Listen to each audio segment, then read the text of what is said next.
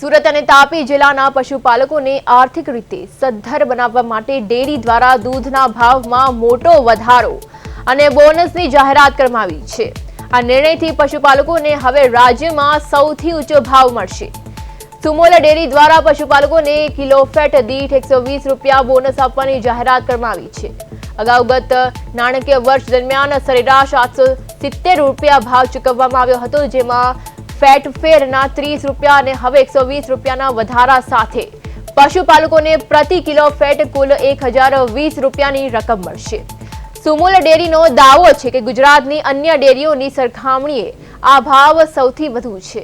આ જાહેરાતને પગલે સુરત અને તાપી જિલ્લાના અંદાજે 2.5 લાખ જેટલા પશુપાલકોને સીધો ફાયદો થશે।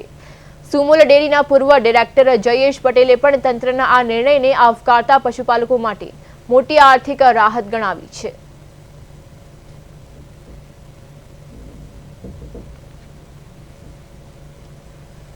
સમગ્ર દક્ષિણ ગુજરાતની જીવાદોરી સમાન સુમોલ ડેરીએ ખૂબ જ સારું બોનસની જાહેરાત કરી છે। 120 રૂપિયા પશુપાલક તરીકે આવકારીએ છીએ ને ખાસ કરીને આઝાદી સમયે અમૂલની સ્થાપના પછી શરૂઆત થયેલી આ સુમોલ ડેરી વડીલોના આશીર્વાદથી ખૂબ જ પ્રગતિ કરી રહી છે।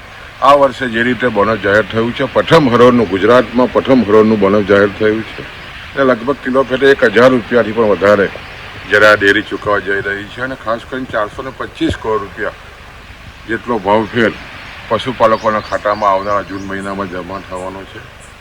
ખૂબ જ પશુપાલકોમાં ખાસ કરીને આનંદ